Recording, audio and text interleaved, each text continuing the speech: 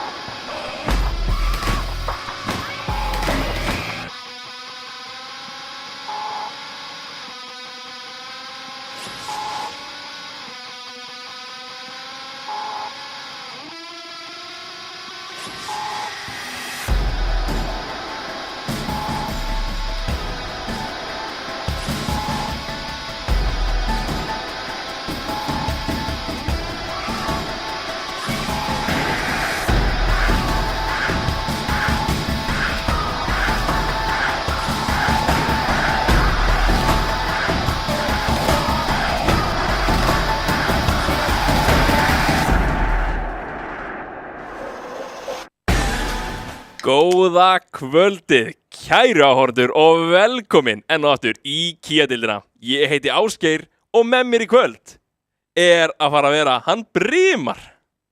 Já, sælir, við erum mættir aftur og ég er svo tilbúin í þetta. Ég misti af einni viku en það var af góðri ástæðu. Já, einmitt, þú ert komið með hérna flottasta tattooð, ekki? Jú, ég ákvað að skella mér í flúr og ekkert í bara eitthvað flúr heldur er þetta hálsmennið úr Arcane fyrir þá sem að þekkja það. Mjög þema hérna í League of Legends koma með einmitt flottasta tattoo. En í kvöld erum við að fara í æsi spennandi viðureign þar sem við erum að fara að sjá tvölið mætast, Viski og Fenrir.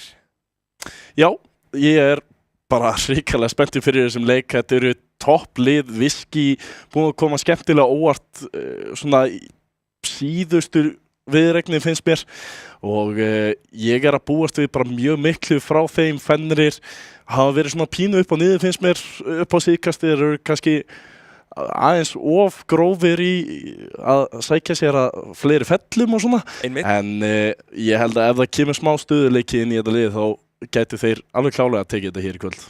Já, það verður mjög spennandi að sjá þessa viðureign þar sem við sáum einmitt Viski seinasta mánudag. Þú varst ekki þá en það var alveg frekar svona Viski að einmitt bara vinna Cool Beans team.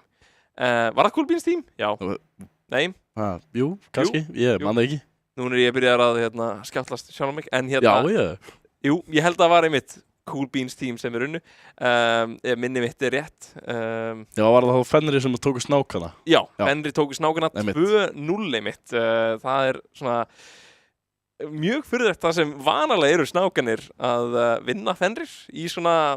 Já, hérna fá þetta upp. Gegnum söguna. Þetta er betra. Já, hérna einmitt sjáum við að það var einmitt 2-0 og 2-0. Eru að fara að sjá 2-0 í kvöld líka?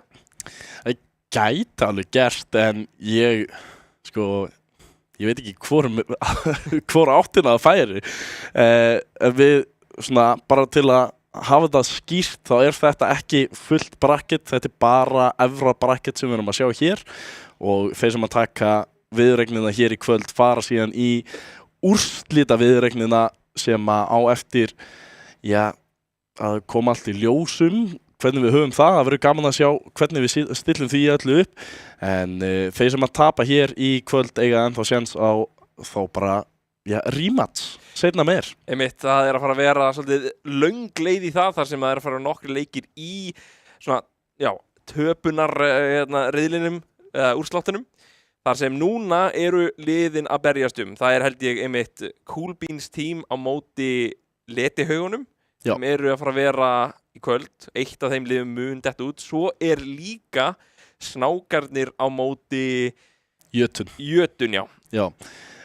Jötun tók akkurat Erm út í síðustu viku, við fáum ekki að sjá þau meira og sama með Heilaga þar var Letihaugar tók út Heilaga, kom í rauninni mjög óvart. Eina sem að Letihaugarnir voru búin að vinna hinga til voru bara móti Erm ef ég maður rétt. Já, ég held það. Þannig að þeir hafi síðan unnið í rauninni Heilaga til að halda sér inn í keppninni bara. Við vorum að tala það að Heilagir geti komið okkur á óvart og farið bara mjög langt. Já, ég var einmitt bara hissa að sjá. Ég var að fylgjast svolítið með, þetta var svolítið seint kvöld en ég var að fylgjast með í Discordinu og sá að Heilagir tóku fyrsta leikinn. Svo allt í einu vaknaði næsta dag og ég sé bara að Letihaugarnir, þeir tóku næstu 2 leiki. Það verður mjög áhugavert hvort að þeir núna taki Cool Beans team, fáum óheppilega ekki að sjá þann leik en það verður spennandi að sjá hversu langt þeir komast áfram og við munum kannski einmitt sjá þá í þá næstu viku. Já, við erum að fara í næstu viku fyrir við í leikinn sem er þá hjá þeim sem er að vinna, er að fara að vinna núna þessa leik sem við erum ekki að horfa á. Já. Þannig við erum alltaf að fara að sjá 2 af þessum 4 liðum sem við erum að tala núna sem eru mögulega að fara að detta út og já, einmitt, hin 2 liðin þá detta út og því miður kveðja deildina hér í vor. Einmitt. En síðan fáum við að sjá þeir sem að tapa hér sem við erum að fara að horfa á eru síðan að fara að spila í Losers Finals og það er eitt af þessum liðum sem að mæta þar. Þannig að já, nú bara eins gott að vinna hér og nú til að tryggja sér í, já, finals, Já. svona úrslita viðuregnina. Tryggja sér allavega annað sæti sem alveg mjög flott. En kannski ættum bara að kíkja létt yfir liðin.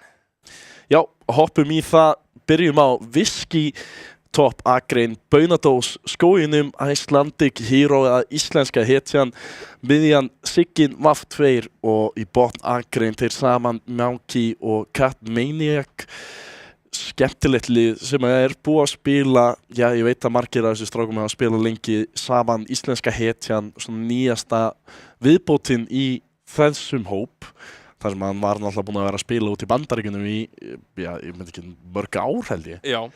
En já, skemmtileg viðbót hér og klálega sanna sig sem bara topp maður í bara þessu liði og var náttúrulega frábær hjá Fenri í síðasta tímabil. Töpuðu náttúrulega bara 3-2 á móti, já, Dusty sem eru snákanir í dag í úrslitum.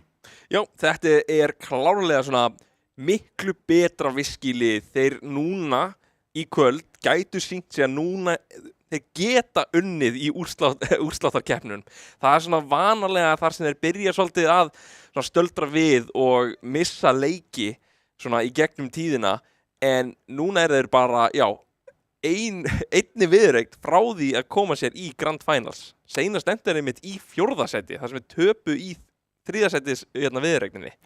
Já, það var reyndar búið að vera pínu hjá þeim núna í haust að það vantaði einhverju hana í síðustu viðuregninar og þeir breyttu aðeins liðshópinn, en maður hélt samt einhvern veginn að þeir myndi fara alla leið með þetta og voru búin að vera með flotta svona varamenn sem að koma inn á, meðal annars Ægjan sem að ég ferði sig núna yfir í Jötun til að vera í einhverju aðalið, en já, þessi strákar að gera rosa vel hér í vor og ég ef þeir vinna náttúrulega hér þá eru búin að tryggja sér það að eru komnir ofar heldur í 4. sæti, en Já.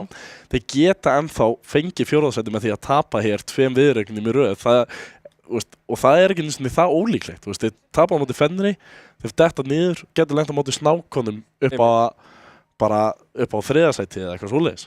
Það er mjög mikilvægt einmitt að Whisky bara núna taki þessari viðureign ótrúlega alvarlega og næri sigri.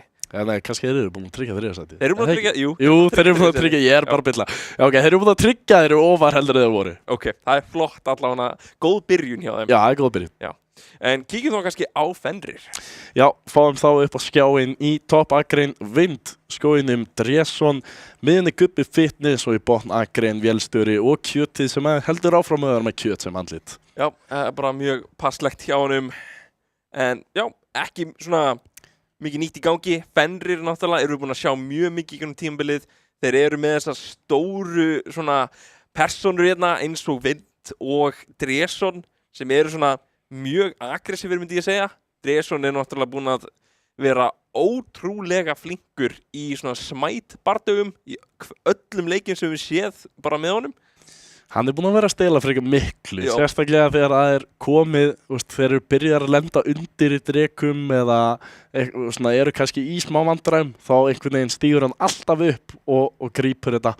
En það er, mér finnst bara skemmtilegt að sjá, eins og þú talaðir þetta eru frekar svona stóri persónuleikar í mikið af þessu fólki. Og ég kemur mér óvart hvað þeir spila vel saman, að það sé ekki svona smá rígur hana inn í liðinu.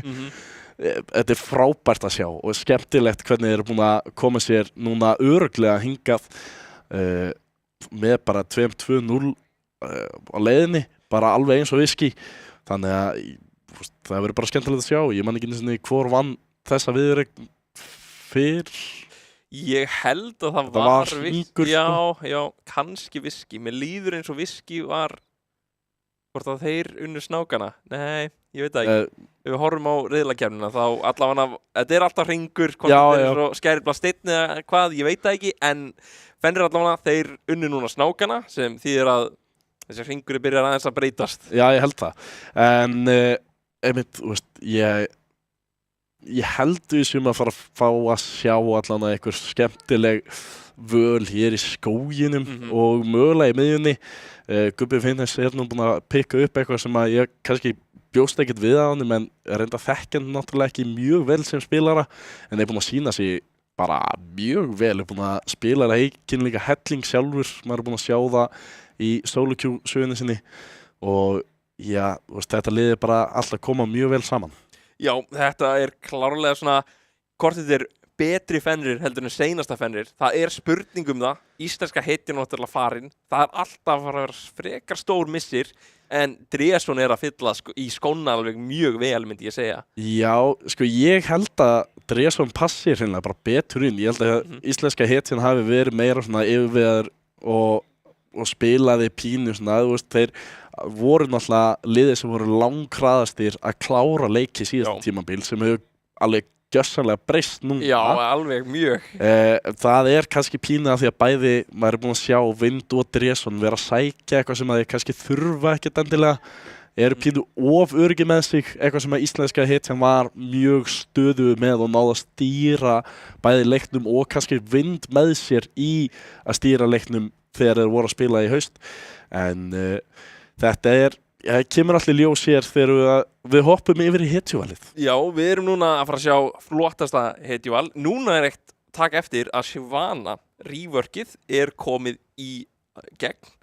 Svo pælingar hvort að það verður bann hjá öðru hvoru liðinu á það. Það var allavega hotfix nerfed ef ég maður rétt. Okay. Þannig að það var lagaða, en það var lagaðana eitthvað en bara skiljanlega samt tekin út, það ennþá margt sem að þarf að læra hana. Sá einmitt að íslenska hetjan var að taka 10 sólokjuleiki á Shyvana í gær. Það kemur ekki orð. Svo það einmitt bara fínt hjá Fenrir að banna þetta út. Já, algjörlega. Sjáum hérna Renekton Lulu hinn meginn, taka út safe pick af Vind. Mér finnst það samt, ef maður að spá í Vind þá hann bara að fara eitthvað sem ekki safe og bara spila það. En Ambessa á Vind. Orianna tekin að gubba, líst vel á það, já. Fyrsta val, Ambessa alltaf að fara að vera valinn einhvern veginn í fyrsta vali. Þetta bara of gott flexpick hjá Dresson og Vind. Þeir spiluðu báði frábælega á þessu. Taka hérna bara strax frumskómanni fyrir íslenska hetjina, bara væ. Bara mjög fínt. Já. Og Rumble með. Það bara smá komfort hérna í gangi. Já, Rumble náttúrulega bara mjög sterkur en það hleypir okkur að Vind að ráða bara nákvæmlega hvað hann vill fara og við erum að koma með mjög sterkt topside hjá Fenri og við erum að sjá bara Gaupi Fitness taka Ari, það eitthvað sem báðir spila svo já, held ég mest spila en það hjá Sigga þannig að það mjög sterkt að taka af honum en Alia counterið já, það reynda bara mjög gott. Mjög víst bara svona pikk eins og en það einmitt aðstofmaðurinn og skittan eftir hjá báðum liðum. Bara svona áhugavert. Já, það engin fókus þeim megin hjá þeim en þegar maður að horfa á Fenrislið, ég skil það meira. Vélstjórinn hefur farið í pínu svona minni fókus í þessu liði heldur en það var í haust. Og það búið að vera bara mjög mikill fókus ekkert á Vind og Dresson að þeir fái góð pikk, Skubbi hefur verið að fá að pikka sitt og við erum að fara mjög hratt í gegnum þetta Korki, Aphelios, Varus, MF Bands bara beint í sifrið, hvort það kemur eitthvað svona akkurat það sem ég var kannski bara að horfa á móti þessu liði svo mikið engage hérna hjá Fenrir sérstaklega með körmun, þetta bara að hlaupa inn í viski og hvort þeir taki bara eitthvað píl hérna náttúrulega sinn getur virkað mjög vel. Píl og getur notað sem engage líka. Ég rauninni með bæði fyrir eitthvað gott píl og engage hjá viski. Þú getur notað vægin náttúrulega bara engage. En Rumble ult, Talia, bara öll abilityin hennar getur verið notað í bæði. Sæja náttúrulega mun meira að koma sér út heldur en inn. En Nautilus akkurat það sama getur hann einhvers staði hann á trublað alla eða þá hann getur hoppað inn og sótt í eitthvað en Sifir skjöldurinn þú ert að fara að blokka eitthvað en hvort ert að fara að blokka Nautilus ulti eða væ ulti það svona sem viski þarf svolítið að spila í kringum en við erum að sjá líka ótrúlega mikið að skaða hjá Fenrir það skaði hjá bara báðum liðum, það svolítið mikið af einmitt, ekki mikið af skriðdrekum hérna. Það bara... þú veist, ég raun bara Nautilus sem að gæti verið kallaði skriðdreki en þú veist, af því að hann í þessu aðstofarmannastöðu að það tekur hann svo langa tíma að verða að einhverju skriðdreka. Já, einmitt. Sko, ég held að Talíavalið hérna hjá Viski að fara að vera svolítið gott hérna að setja mér með einmitt þessu til að stoppa öll þessi dash sem eru hjá Fenrir. Já, þetta verður skemmtilegt að sjá. Eina samt sko, þú veist, maður talar það en á sama tíma ef hann Bessa eða Sahin næra últa hana, það ekki mikið sem hann getur gert í því. Sjáum hérna Fenrir ná góður í vision hérna bara. Íslenska hetjan gerir bara smá defense vort þarna. Varnar. Já, hvort líst þið betra á? Eins og þá verð ég að segja mér finnst Fenrir hafa aðeins meiri tól í höndunum hérna. Já. Að vinna með. Það bara svo erfitt að sjá þessar sterku hetjunni svo hann Bessa og Sahin. Já, Vind fór á Ambessa og Dreson fór á Sahin. Ég bjóst við að það væri öfugt. Já, veitu, það eitthvað, já. Við vorum að pæla í því. En jú, það bara sáttir bara með matchupið og já, ég veit nú ekkert hvernig Rumble á móti Ambessa matchupið fer. Það áhugavert það sem Viski tóki með Chen á móti Ambessu seinast og það bara virkaði mjög vel. En núna, já, þau tók bara strax Væ. Ég veist, þau pikka Væ Rumble inn í Ambessu. Já. Þú veist, þið sjá það bara og pikka það strax. En þú veist, á sama tíma ef að þessi Sahin hefði gat alltaf farið í topp agrindina, þeir hefði alltaf getað svissa saman hvað þeir hefði pikkað Viski með. Þannig að ég raun allt í lagi. Það svona rólegur leikur hérna í byrjun. Það fólk bara svolítið, jú, það smá barda hérna í einmitt topp agrinni þar sem Baunadós, já, ég veit ekki, hann fór svolítið verður út úr þessu. Já, ég held þetta sé í raun pínu leiðilegt fyrir Rumble að spila. Þú átt að vera þessi lanebúl í sérstaklega eftir level 3. Þú átt að geta stýrt laneinu og vá, ok. Þarna sáum við akkurat skaðan. Við reyndar sáum ekki nákvæmlega hvernig það var gert, en sjáum hér. Ég lappaði bara á hann eftir að náði hérna hítinu sinu upp og já. En samt, þetta samt svolítið erfitt fyrir einmitt Baunadósina að spila inn í þessa Ambessu. Já, ég held að við séum ekki að fara að sjá mikið hérna í botn agreina af því að Capmania getur ekki raunverulega hoppað inn. Nei, eins og sáum hann náði bara í skósvein og veist, þó hann hefði þessi hook farið áttina vélstörunum, hann alltaf með skjöldið sinn. Bara ekki nóg mikið skaði hérna á móti líka. Við erum með barrier og þetta er bara það sem við erum að fara að sjá og Kjuti fær að gera mikið skaða á móti. Hann valdi samt náttúrulega inn í mitt þetta. Svo það spurningin þar að ég held að planið sé náttúrulega bara að þú sért með fleiri tól heldur en þessa Væ til að reyna að trufla Sivir-skjöldin. Já, mitt. Það komast í gegnum það. Þetta er bara eitthvað svona til að bíða með seinni part leiks. Á Nautilus að fara að gera alveg helling. Já, og náttúrulega þegar hann er með ultið þá er hann alltaf að fara að ná einhverju nokki eða rút og meira á þessa Sivir af því að ef hann hittir einu hooki og ulti Sivir getur bara blokkað eitt af því. Baunadós að spila með hít hérna aðeins að pressa á Vind.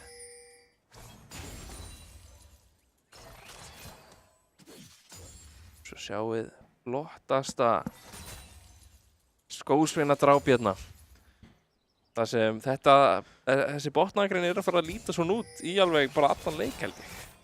Já, ekki nema, Siggi var 2 hérna, Gubbi Fitness, búinn með manaði sitt, að taka svolítið skada, draugurinn notaður og leiftur á móti. Vel spilað hjá Sigga, hann þá að leita en Dreson lappar upp í agrina, stoppar hann frá því að gera eitthvað meira en Siggi nýtur þess bara að eitt af svona flinkustu Talía-spilurum hérna í deildinni. Alveg mjög erfitt að vera á móti góðri Talíu. Já, líka, þú veist, hversu oft hefur hann þurft að spila þetta. Einhver pikkar Ari af honum og hann tekur þó bara Talíu inn í það.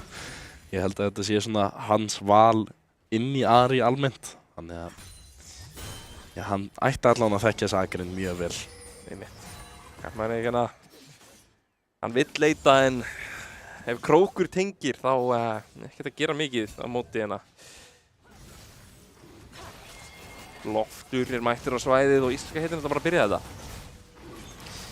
Já, þú veist, ég er rauninni ég held að þeir hafi bara vita af því að Dresden var ekkert nálægt þessu.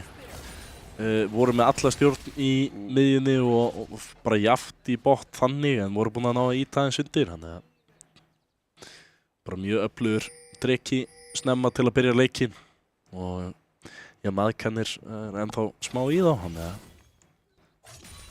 engin hætta á speklunum þar. Nei, við erum með hérna 6 mínútur inn í leik og engin dráp. Eitt af rólegri leikjum sem við fengið. Já, þú veist, maður má alveg búast við því að þetta er mjög mikill svona leikur sem maður spilar í kringum Ultimates. Ef það hefði einhver staðar komið þá væri það annarkvort miðjan eða toppakrein af því að, þú veist, við erum búin að tala um það mjög mikið hér að þetta er botnakreinin sem við erum að horfa á og það er ekkert mikið að vera að gerast.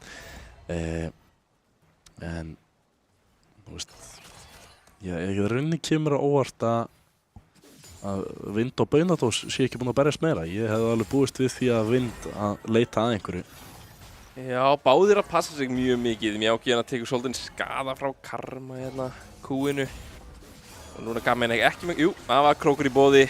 Þurfa að hörfa sem vélstjóri fer hérna inn á Mjáki sem notar einmitt skjöldin. Ég er bara mjög vel spilað hjá vélstjórunum kjötið. Þeir eru búin að stýra akrinni, skósveinir eru að fara í áttina þeim. Mjáki og Capmaniac ekki með mikið líf til að berjast með og þurfa bara að bakka og eru að fara að missa af, já, alveg slatta af skósveinum hér. Það er allt svo nýfjæmt eitthvað í raun íslenska hetjan svolítið að, já, aðeins meiri farmur í vasan fyrir hann. Já, þeir eru búin að vera að spila mjög vel, meiri sér sko, þrátt fyrir að hafa náð drekanum. Líka sko, vélstjórinn er alveg rækilega að vinna hérna í farminu á móti einmitt Mjáki. Þar sem það er svolítið erfitt fyrir hann að taka þessa skósveina. Já, það var náttúrulega, við erum að tala um það, þetta var aðalega núna síðustu svona 2 öldur af skósveinum sem að Mjáki var að missa. Þegar hann var að byggja þetta upp með akkurat þessari spilamennsku sem við vorum að horfa á. Hann fær allavega já, eina öldu af skósveinum hér þegar kjötið lappar upp að möðkum til að hjálpa Dresdenni. En sýnist Viski ætla bara að gefa þetta. Já, þetta er ennþá jafnleikur gubbi hérna aftur smá í klandri sem ég átti næra mitt að ekki vera hittur af sjarminu hjá Ari.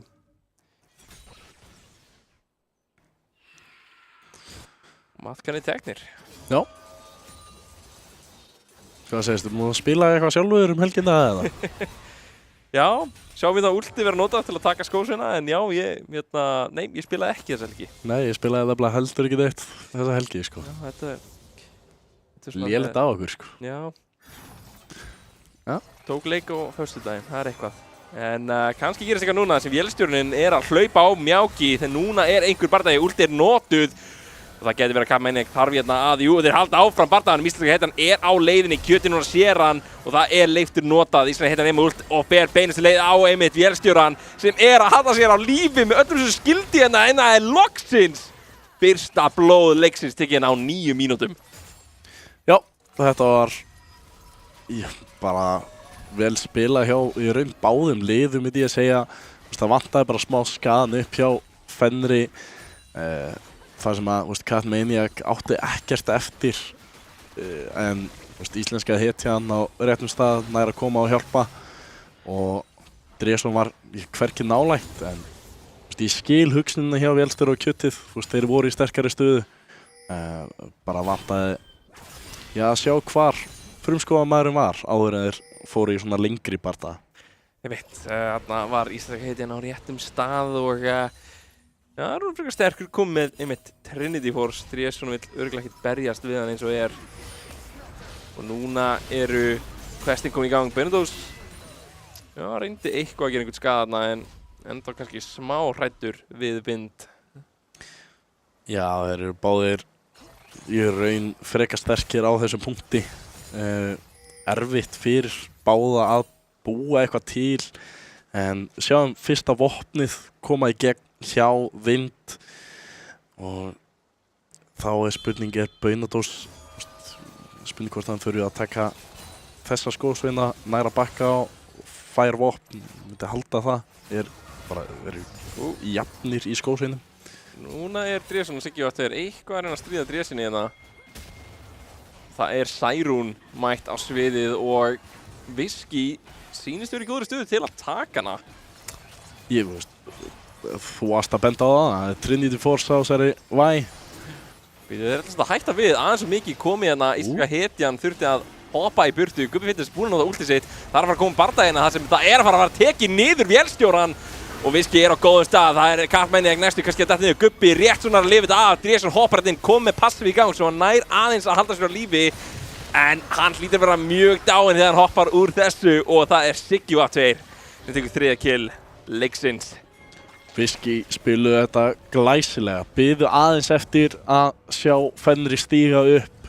Voru ekki búin að nota neitt sérstætt áður en að þeir koma allir hana inn. Frábærlega spilað hjá Sigga, náði vélstjórunum og með náttúrulega bara skaða frá restina af liðinu. Íslenska hetjan og Gubbi voru svona næstu búin að lenda saman til að byrja með en Gubbi náði að hoppa fram hjá en enda síðan í algjöru steypu.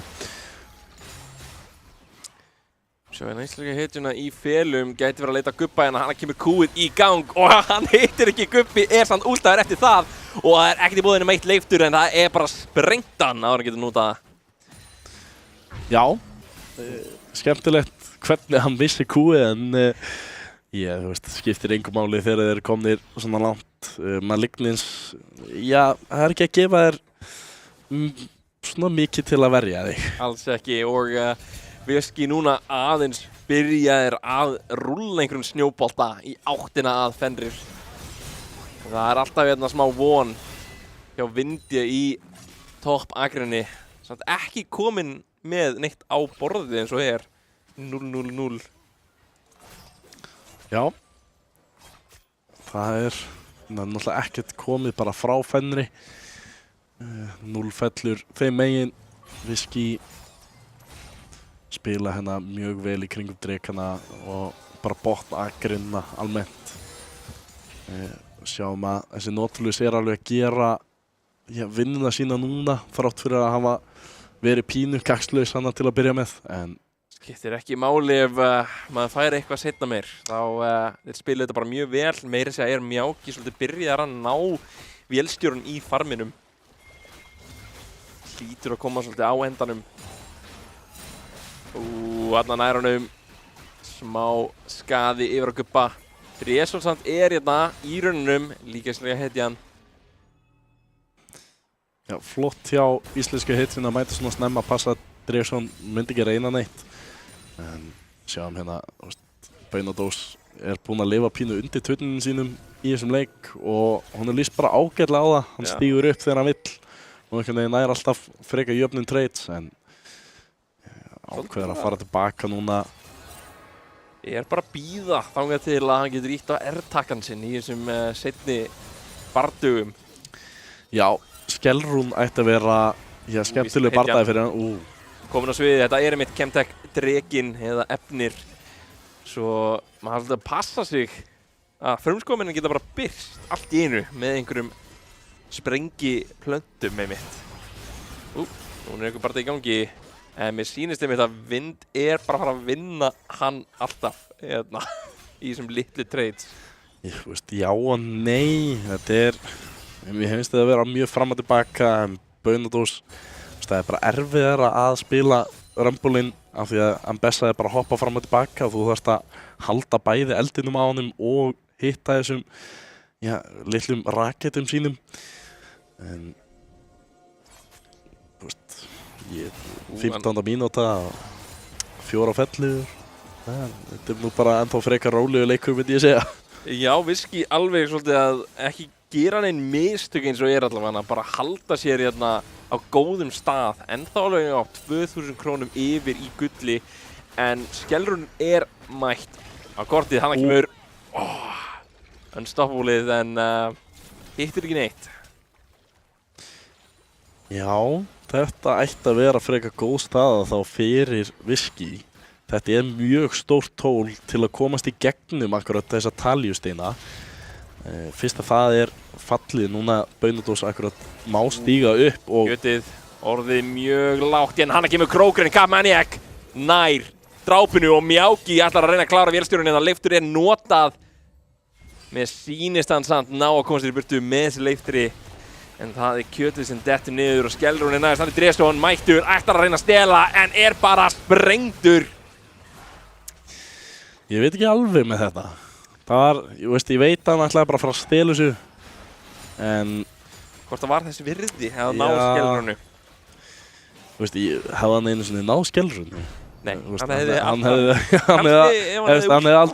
aldrei náð allan að auganu, held ég, en já, mögulega, ef hann hefði últað beint eftir þetta, þá kannski, en hann var með einhver draum þarna, en hann rættist ekki. Þú veist, við sjáum það að Viski fær bara 3. dregan frítt í staðinn. Sjá, þetta alveg furðuleg staða hérna í leik sem ég held að myndi vera aðeins jafnari. Þetta svolítið Viski bara svolítið að vinna mjög mikið.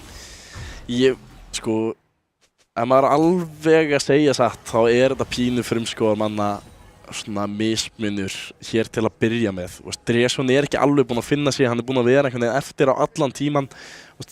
Við erum að tala þrátt fyrir að íslenska hetjan náði að fara bort snemma, tók drekan snemma, þá var hann samt alltaf yfir í þessu farmi sínu og Dresson á bara eftir að finna einhvern veginn punktinn til að komast inn í þennan leik, en restina af liðinu ekki að finna neinar fellur sjálfur heldur og það hjálpar ekki til.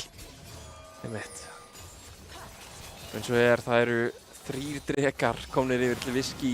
Núna kemur krókurinn nær einmitt ekki vélstjórunum, en það bara að vera sprengt Kjöti bara upp í staðinn. Þarna Dresson, nei ekki Dresson, íslenska hetjan mættur á svæðið og tvífelling handa Mjáki. Þetta líka eftir að Dresson eyddi miklum tíma í að standa hana og gera ekki neitt. Vonandi finnur allan að rauða buffið hjá íslensku hetjunni, reyndar að leita Baunadós síns mér. Veit ekki hvort að það sé rétt að kóli hér, af því að Siggin með últ, getur komið hérna mjög fljótt upp og getur stoppað Dresson á leiðinni, en ákveða að bakka bara út. Tími eyddur hérna, Baunadós ennþá bara í sumarfrí í toppakrinni, bara taka smá skósveina og ekki að gera mikið annað. Einmitt með 1 assist, það eitthvað. Hann bara í rólegheitum. Sko á móti vind tel ég þetta bara að vera mjög gott. Þú jafnur honum í farmi, liðið þitt að vinna, þú ekki að gefa vind endalaust að gulli í gegnum annarkvort farm eða turna eða þá bara hreinlega fellur, eitthvað svoleiðis. Þannig að það á ekki að vera ómögulegt fyrir Viski að stoppa vind sem að hefur verið það sem að lið hafa lent í vandræði með. Þó sé að vinna á móti Fenri í einhverju annari stöðu, þá vind einhvern veginn maðurinn bara sem að tekur yfir leikinn og hjálpar Fenri að komast aftur inn. Ég sé það ekki gerast hér, ekki nema þá bara með fáránlega góðri spilamennsku eða mistökum. Já, við erum að sjá það að Vind ekki bara að ná neitt af þessum drápum sem hann gerir vanalega þessum tímapunkti, þá hann allavega með svona 3 dráp á töflunni, en ekkert í boði hérna. Baunadós bara svolítið í rólegheitum. Ég veist, nú bara spurning hvort að íslenska hetjan og Baunadós sé ekki að finna Vind. Það gæti verið að Vind sé að vera dreginn inn í einhvern bardaga sem hann á ekki að taka, en held að íslenska hetjan sé búin að sína sig, allan að búin að gera það núna. ekki neitt í boði fyrir Vind, að hann ekkert últ. En þeir þetta ekki taka sénsinn. Já, þú veist, ekkert últ hjá Beinadós heldur, hann gátu í rauninni ekki elt þetta upp. Íslenska hetjan var aðeins og langt í burtu.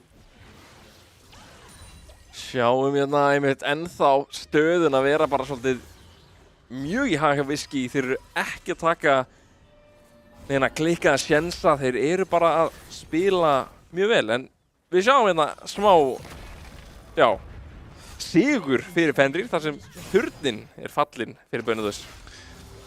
Já, þeir eru að leita skellrúnu núna. Íslenska hetjan ekki... Nei, sorry, það löngu farið. Baron. Ég er ekki bara að taka túmann Baron. Þeir gæti verið ekki í vanda þar sem hann er með draug og hleypa bara í burtu. Vélsturinn og kjötið reyndi að gera eitthvað annað. Þetta ég er ennþá fastur í síðasta season, sko. Skellrún var náttúrulega bara að byrtast hana, já, freka seint og síðan var Atgeir að mæta á staðinn á þessum tíma. Sjáum við að Skellrún allan að mæta, en ekki eins og Fenrir hefðu vonast eftir þar sem hún er að hlaupa beinustileið í turnin og hann kemur einmitt íslenska hetjan úr Skellrúnu, reynda að leita einhverju meira, en mér sýnist ekkert verða úr því þar sem 40 sekundur í sálina handa Viski. Mjög snemma, þú veist, þeir eru búin að fá alla drekana eða bara þegar hann kemur á völlin. Og núna að leita að einhverju eru með þetta control ward mjög djúpt inn í skóginum. Eru samt spottaðir út þarna. Býttu nú við, Vind er komin inn í allt liði hérna, sávist bara mjákið eitthvað og ætlaði svo sannarlega að taka hann, en hann er bara sprengtur upp. Já, hann var með augu á allána, þrjáana og vélstjórinn lappa líka inn í það. Allir að hlaupa inn í viskiliði þar sem Dresson hoppar og ætlar að reyna að taka niður Kartmaniakin, verður ekkert úr því. Beinadós er líka mættur, en þetta er bara sáluna frí handa Viski sem eru ennþá ekki búin að detta niður einu sinni. Þarna var bara, já, þolinmæði frá Vind, ekki til staðar. Hann verður eiginlega bara að útskýra sín mál þarna. Ég veit ekki alveg hvað pælingi var. Hann klálega sér fleiri heldur en einnana með þetta nýja Vision Bloom frá Chemtech. En hann hélt kannski að hann væri bara með nóg mikinn skada til að sprengja Mjáki. Mjáki er samt með mitt plated steel cap skonna. Hann var bara sprengdur upp algjörlega. Gulliðina, við erum að sjá bara gríðarlega mun nema mitt í topp bakgrinn þar sem já, Vind með aðeins minna, þetta hættir ekki þar sem við erum að fara í annan bardaga. Dresson er að halda sér á lífi, nær ekki passivinu og Gubbi hoppaði yfir vegginn að reyna að ná ykkur hérna. Viski er að taka alveg mjög mikið skada. Íslenska heitir hoppar hérna inn á Vind til að reyna að stoppa hérna og hann kemur Beinadós með últ til að reyna að halda þeim í skefjum hérna. Vélstjóri Víum er kannski að fara detta niður hérna þar sem Beinadós er komin í baklínuna. Mjáki leiftar sér yfir og það er Vind sem er að reyna að taka niður hérna og allir í Viski eru ennþá lifandi. Hvernig fara þær að þessu? var mjög vel spilað, sýndu smá þolinmæði, náðu Dresinni áður en að bardaginn byrjaði svona almennilega. Fyrst að Dresson fekk ekki, þetta passif kom ekki aftur til leiks og Beinadós, fjarflutningurinn í bakið komið síðan últið yfir all liðið og þeir vissi ekkert hvað þeir átt að gera lengur. Vélstjóri Víum labbaði náttúrulega bara beint inn í Beinadós í staðinn fyrir að labba í gegnum últið hans og þetta var bara frábær spilamennska frá Viski í liðinu. Við erum að sjá svolítið bara, hvað segir maður, það er bara verið að sópa þeim hérna algjörlega Fenrir þar sem við erum ekki búin að sjá svona leik á streymi bara í mjög langan tíma. Þetta er mjög fallegur leikur myndi ég segja allavega frá Viski. Eru ekki langt frá því að vera svo kallaði fullkomni leikurinn þar sem að þeir eru eina sem að það er einn turn og maðkanir sem að vantar upp á. En þeir verður gláð sáttir að missa það ef þeir ná taka niður heimastöðuar Fenris. Svolítið erfitt þegar það er einmitt sigur hérna til að taka þessa skósveina. Já, þetta bara, þú veist, er ekki bara að fara að koma dæf. Þeir eru með íslenska hit hérna með últ. Já, íslenska hit hann hoppar hérna á bara turnin. Gubbi finnst hann nær rétt svo ekki að hitta sjarminu sínu. Og turnin að detta niður að lokum. Dresson komin hérna í baklínuna, ætlar að reyna að ná Mjáki sem últar af vind. Gæti að verið nóg. Hann kemur rísa sköldur og það loksins náð smá drápi handa Fenrir. En það eru orðinir svolítið lágir og Siggi átti að gera svolítið mikið skaða og með Baunadós líka í baklínunni. Dresson núna fastur hjá einmitt Baunadós. Þarna kemur skaðinn, tekur turnin í leiðinni. Og Kjötið hlýtur að vera náður á endanum. Bleiður inn í liðið og þetta gæti verið leikur. Gubbi Fitness eini sem á lífi. Það smá í þessa skósveina. Það eitt skósveina hann er að gera sitt besta. Það held ég of stutt í þetta. Þeir taka þennan turn og mögulega heimilinn en ég held að það sé. Já, þetta gæti verið svolítið takt hérna hjá þeim. Ekki að gera nóg mikið skaða þennan turn. Lokum dettur hann niður. En leiðilegt að einmitt Mjáki eini dauðinn hjá liðinu sinni eins og er. Já, hann lendi nú í frekar miklu, frekar erfitt að ná að losa sig við allt. Við sjáum það, hann notaði allt til að reyna að koma sér út. En það var bara ekki nóg í þetta skipti.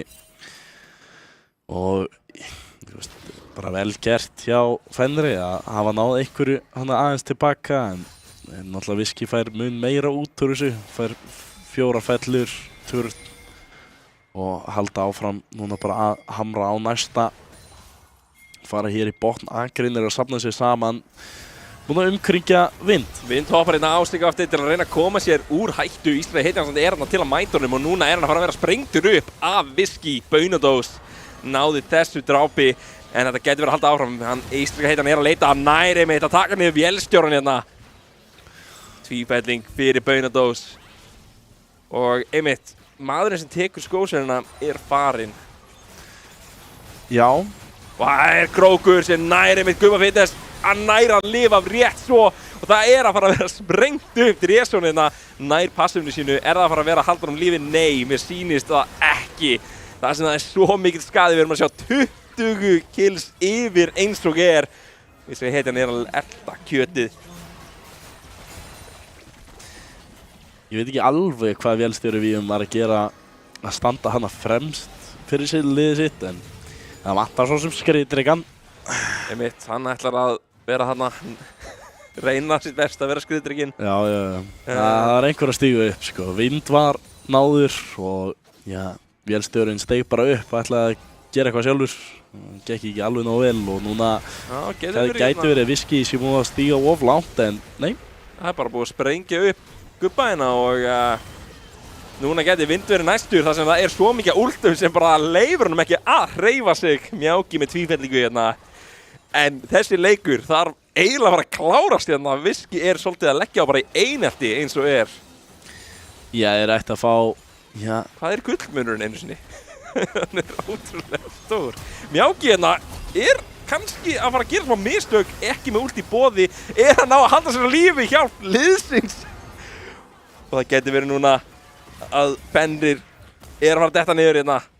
Vélstjóri Víum og Kjöti er lefandi. Við erum að sjá risa skjöld sem Kjöti er hérna að gefa.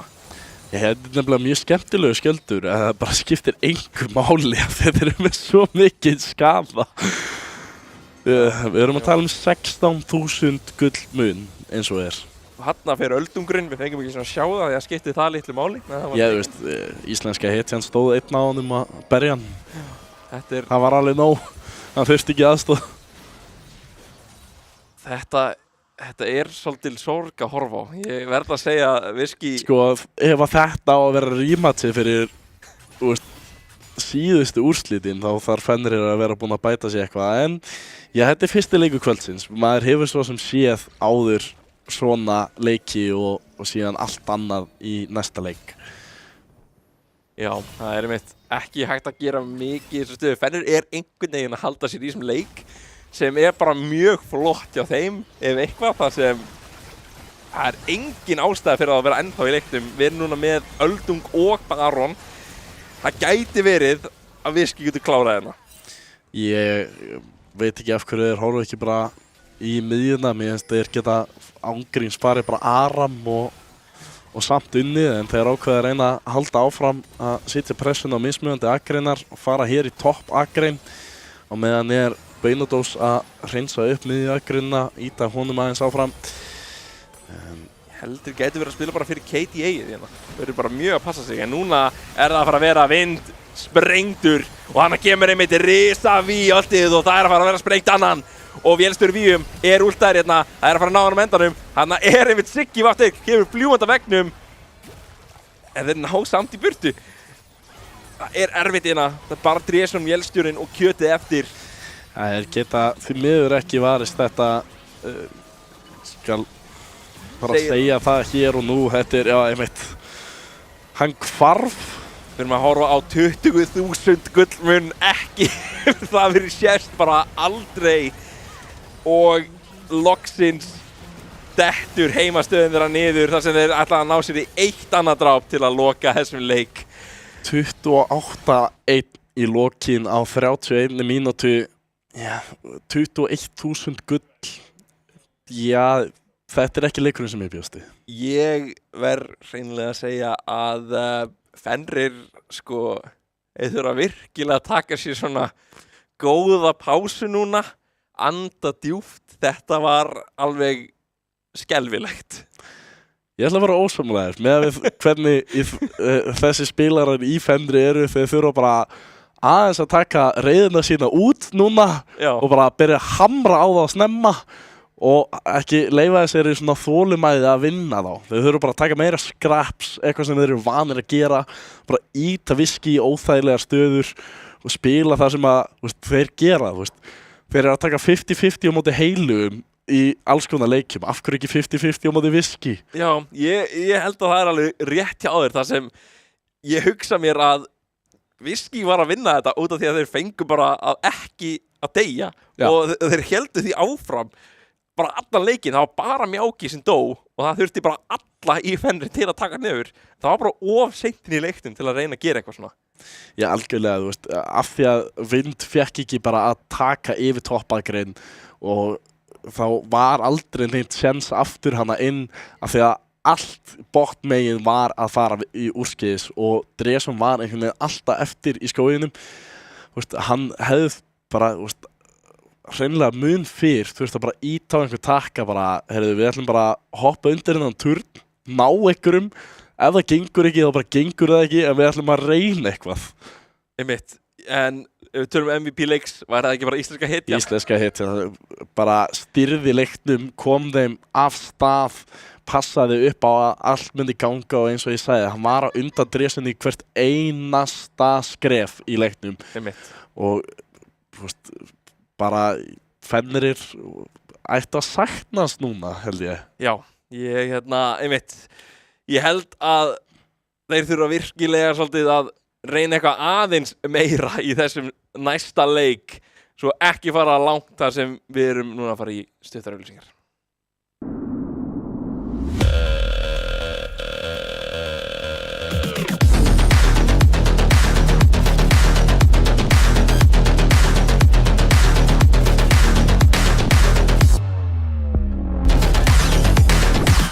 Býttu hann að skipta akrein?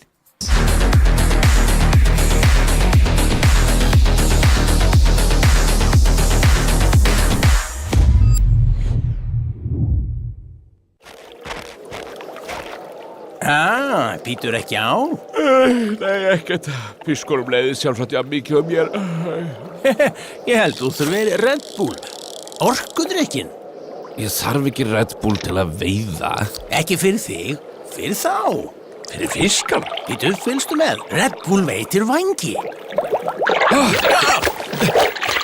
Ekki slæmt, en ekki svo gott heldur.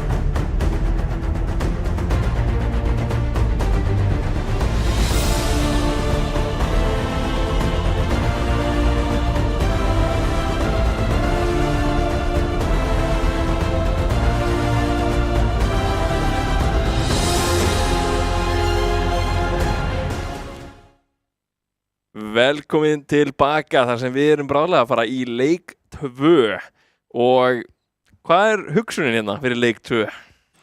Já, bara það sem ég sagði áðan, það taka bara endalaust að barndum fyrir Fenri, taka bara, þó að ég hafi kallað svona barða óþarfi bara alla deildina, þá það klálega eitthvað sem að virka fyrir á. Og já, eftir að hafa hort á að spila þolinmóðan leik á móti Viski sem eru bestir í því að spila þolinmóðan leik, þá já, þau þurfa bara að fara í eitthvað svona scraps og eitthvað, bara það sem ég myndi kalla bull, sko. Ég mjög samanlegaður þar sem þetta var, ég ætla ekki að segja leiðilegur leikur að horfa á, en þetta var örugglega leiðilegur leikur að upplifa sem Fenrir. Það var ekki neitt í gangi í raun, þeir fengu eitt turn og maðka og svo eitt dráp. Það eina sem þið höfðu að sína fyrir þennan leik og þeir þurfa aðeins að byrja að gera eitthvað sprell og mér fannst hetju alveg fínt en bara náðu ekki að nota á móti Viski. Nei, Viski var einhvern veginn búin að taka yfir leikinn allt og snemma og náðu bara einhvern veginn að kirkja þá hægt og rólega bara úr leiknum og svona lífið hjá Fenrir bara svona hægt og rólega datt út og það var alltaf bara meira og stærri hóla sem þeir voru að grafa sig í og síðan var það bara komið allt og langt þegar þeir ætlaði að byrja að reyna að berjast eitthvað tilbaka og það líka reyndar eins og við sáum hjá Skellrúnu í staðinn fyrir að fara bara annarkvort eitthvað allt annað og bara taka barda einhverstaðar þar og reyna að fá turn í botni eða þá fara bara allir 5 á Skellrúnu og leyfa þeim að taka turn, botni eða eitthvað á móti.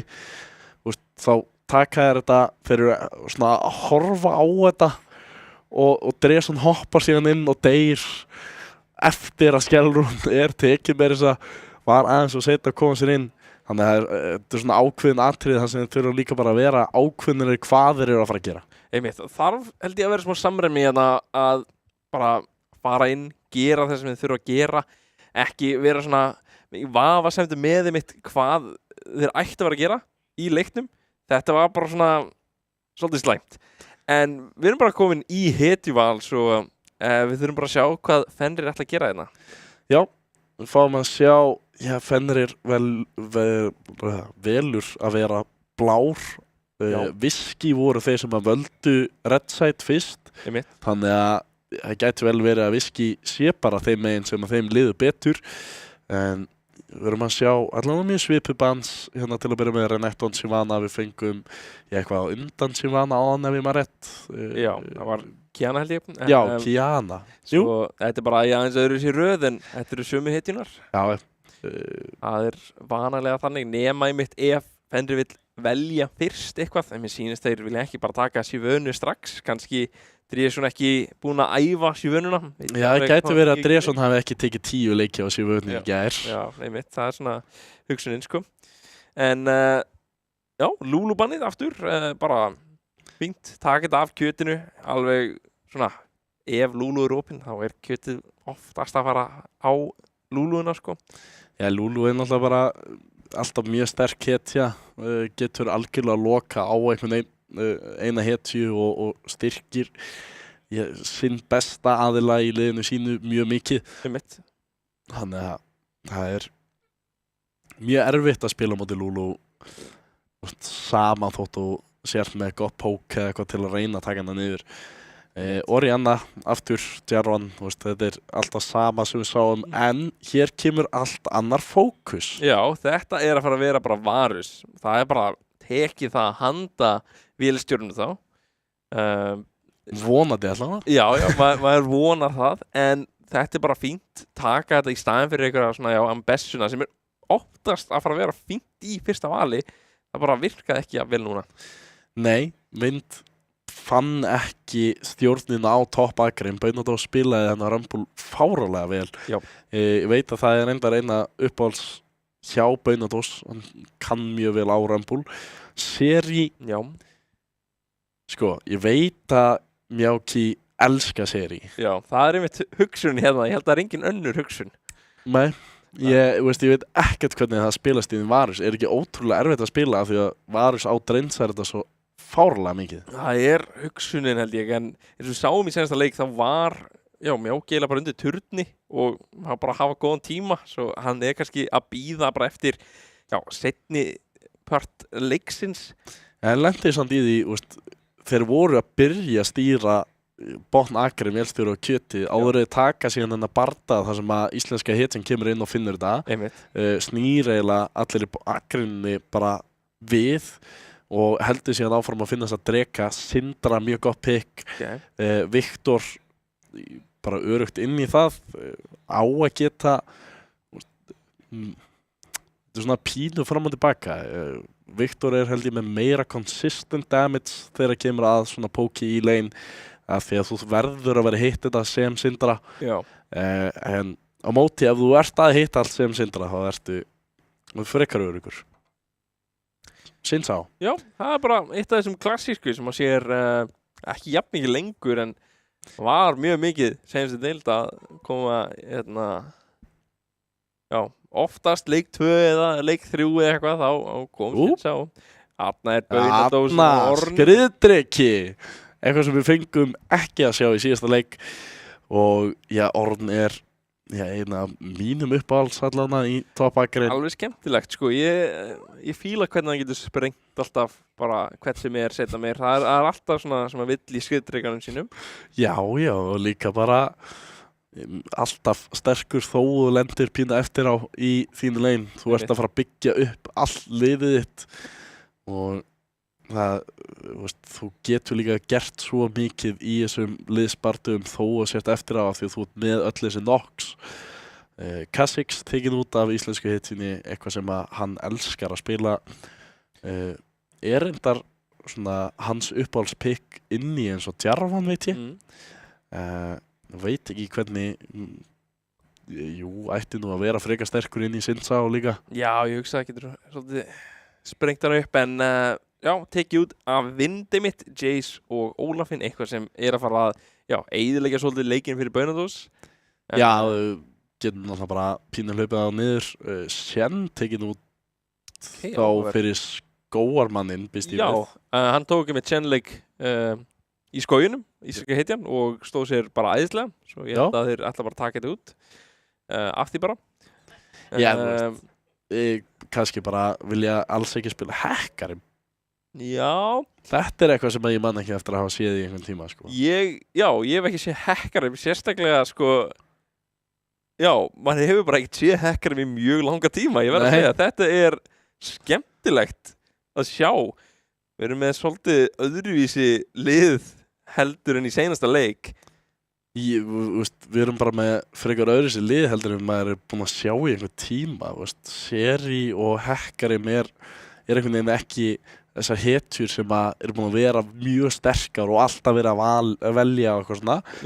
Hinum megin, Viktor búin að vera mjög mikið præjó, Varus mesta præjóið, Nar klassíst, Sinsá klassíst, Brom klassíst.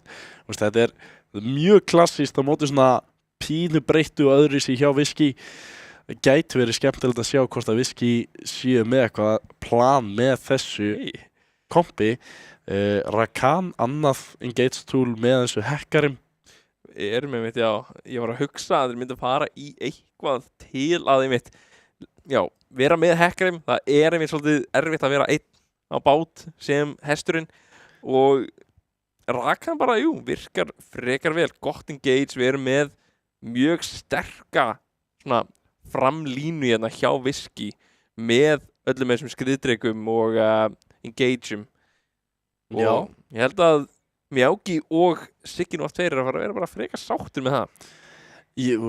Ég held að þetta sé mjög erfitt fyrir fennir að spila, því að ef að Viski ná bara að komast ofan á vélstjóran, þá eru þeir ekkert með það mikið killþrett á Mjálki og Sigga. Gubbi náttúrulega bara með ákveður eins, ekki með neina leið til að koma sér fram hjá Baunadós eða íslensku hittinni eða bara Capmaniac. Á mjög erfitt að komast ofan á þá. Dresson og Vind þurfa að spila þennan leik mjög vel í þessum liðspartum til að búa til bara hreinlega tækifæri fyrir vélstjóra og Gubba að gera eitthvað skaða. Mitt og byrjum á því að miðju akrin menninir skipta smá höggum hérna og já, Guppi Fitness kemur svolítið á toppnum þar, léttar aðeins fyrir Viktorinn, gera skaðan svona snemma. Það er akkurat, Viktor er einn af þeim sterkari í miðjuakrin level 1 með Q sitt gerir bæði skaða tvísvar með því að bæði hitta fyrra og síðan Otto eftir á og gefur honum skjöld, þannig að lítið meira sem þú getur beðið nema þú fær líka moment speed til að upgradea það. Já, eins og þá erum við að sjá Bönidós og Vind svolítið slakir eins og en ég hugsa að Vind að fara að stríða Bönidós hérna núna þegar tvöldafið komið í hús að fara að gera svolítið mikið skaða við þennan Orn. Já, þetta er akrein sem að Orn þarf að spila með Q-inu, þarf að nýta akkurat það sem við vorum að sjá íslenska hetja komið snemma miðina. Já, hoppa bara beinustilega á Gubba sem lappar bara í burtu en tekur smá skaða. Já, þægilegt fyrir Sigga að fá smá aðstoð, hann var klálega búinn að vera í smá vandræðum að mæta Gubba og íslenska hetjan eyðir ekki miklum tíma í þetta þar sem að hesturinn er mjög fljótur. Og leikurinn hægur til að byrja með en íslenska hetjan auðvitað byrjaði svolítið að stíga á svið til að byrja með og level 3 gæti verið að þessi að vera að fara að mæta hérna á eða bara í læknum eða ánni. Það er einmitt það. Sjáum að Dresson ætti að vera að klára aðeins fyrir held ég, en eins og ég segi, hesturinn er mjög fljótur á staða. Já, krabbin er allavega að fara að vera í boði handa einhverjum að þeim en Dresson er að stíga upp á hverju frekar að fara að þanga, er íslenska hetjan að gera það sama? Þeir að fara að mætast líklega, ég hugsa það. Siggi var 2 og Guppi Fitness orðnir mjög lágir hérna. Það gæti verið bara, Dresson fer á krabban, íslenska hetjan. Síðust íslenska hetjan bara þurfa að sætta sig við að fara... Dresson hérna! Næstu í næst eitthvað af þeir sem nær að lyktra sér í burtu.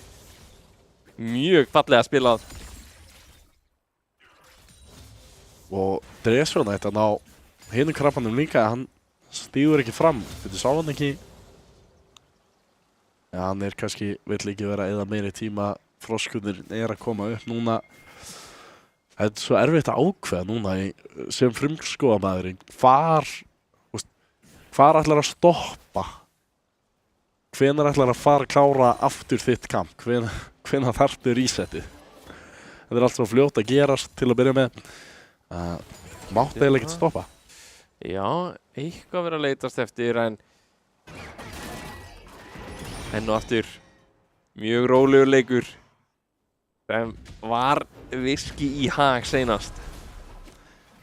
4 mínútur og ekkert í gangi en þá. Aðeins verið að stíga upp inn í botnakrein en ekki mikið. Nei. Það er bara últinn kannski sem að fara að breyta einhverju seinast þegar, man ekki hvernig það byrjuði loksins dráp að mæta. Ég held að var einmitt þegar últinn voru komin í hús. Já, það var últ komin hana í botnakrein ef ég man rétt. Já, og íslenska hetjan fór bara þangað en líður svolítið eins og hennir ætti að reyna að gera eitthvað hérna áður en það komið að því aftur.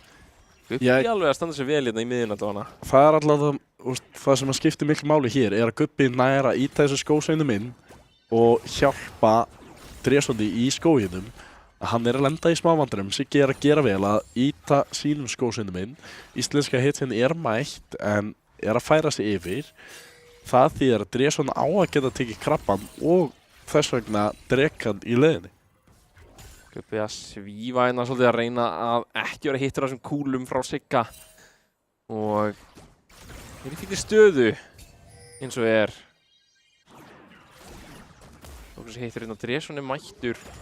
Ekkert leiftur í búið fyrir Sigga en hann er að spila mjög safe eins og er. Það stígur aðeins upp hérna, þetta er tækifæri, Dresson lappar inn, Siggi ætlaði að lappa inn á Gubba.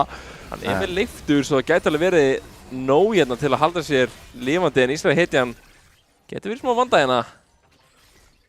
Halda henni í skefjum eins og er og ekkert varð úr þessu á endanum. Þetta heldur áfram að vera svona og 6,5 mínúta af leiknum liðnar og úlkomið fyrir vélstjóran. En ok, saman hvernig þessi leikur fer. Hvort heldur að snákanir komast í úrslit eða annað þessari liða? Það er spurningin sko. Eða þá kannski bara eitthvað allt annað lið. Það getur alltaf verið að snákanir tapi.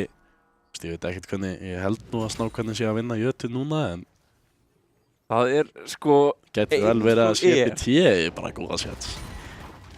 Það er erfitt að segja það sem Viski var núna að sópa gólfið með Fenri og Fenrir sópaði gólfið á snákurum, með snákurum seinast mánudag. Svo það er spurningin. Það fer held ég bara eftir deginum. Ég verð að segja það.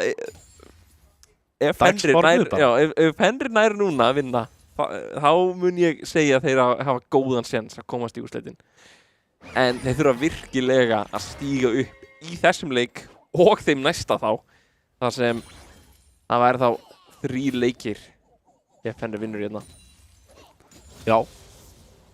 Ég held að þessi allir að bíða eftir þriðaleiktum. Við erum allan að bíða eftir einhverju fellum hér. Já, ég verð að segja að fyrir íslenskan staðal þá er þetta mjög skrítið.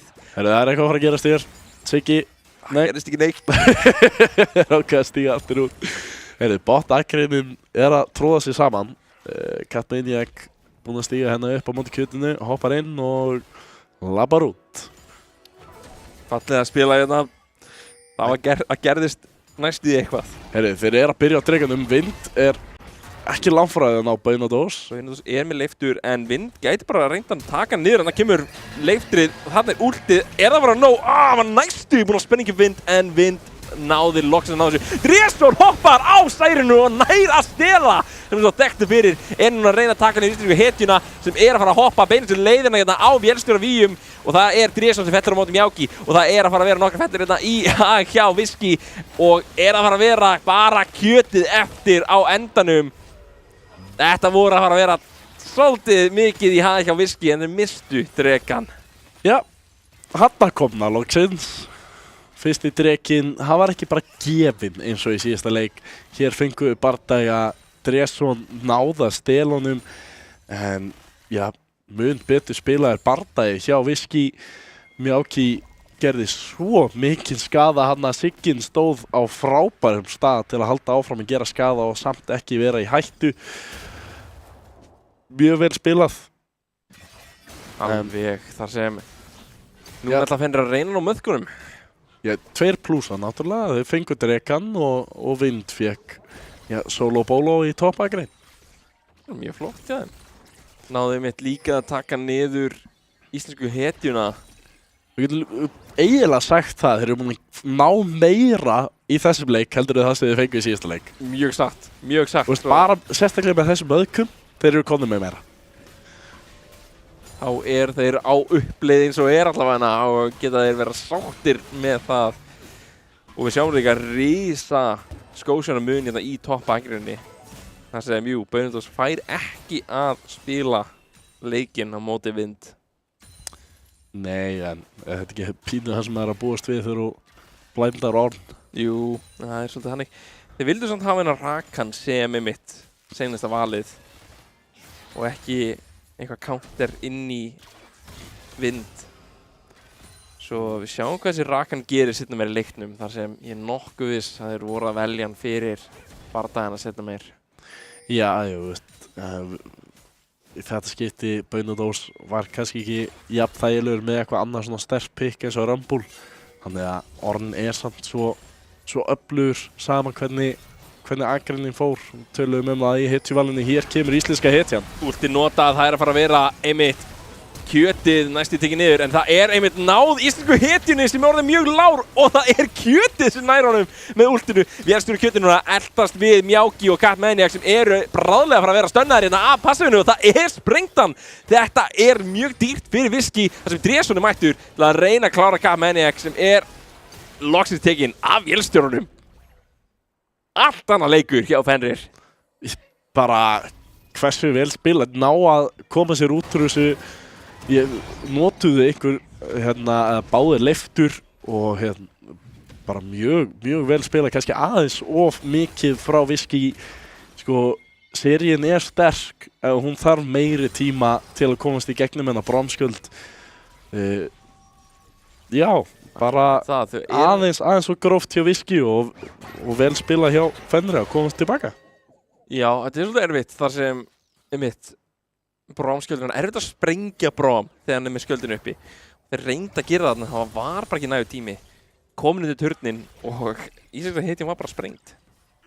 Hekkari minna ekki alveg að gera sig í byrjun leiksérna. Nei, og líka Viski pínu að spila í hendunar hjá Fenrir. Þetta akkurat leikurinn sem þeir vilja freka taka. Það fleiri slægir út allt, meira gerast og ef þetta heldur áfram þá Fenrir mun þægilegri heldur en Viski í þessari stöðu og við getum séð allt annað leik hér. Og hann kemur questið eða hvað sem við að kalla það komið á vélstjórunum sem eitthvað gull held ég. Það voru ennþá eftir að finna íslenska orðið við það. Líður svo ætti að vera gott orð. Já, ég hafði svo miklu að trúa ykkur tveim hann að síðustu viku að sjáum þetta fyrir mig, sko. Í miður. En Böndos ennþá svolítið að eiga í erfiðleikum við toppakgreinina. Við sjáum það að Vind að fara undir milli annars og 3 turns til að taka þessa skósvinna og hann pingaður. Já, eðlilega ef ég væri Böndos þá væri ég pínu þreyttur á þessu. Já, þetta erfitt þar sem núna getur hann bara tekið mjög þægilegt bakk og bara sáttur með það.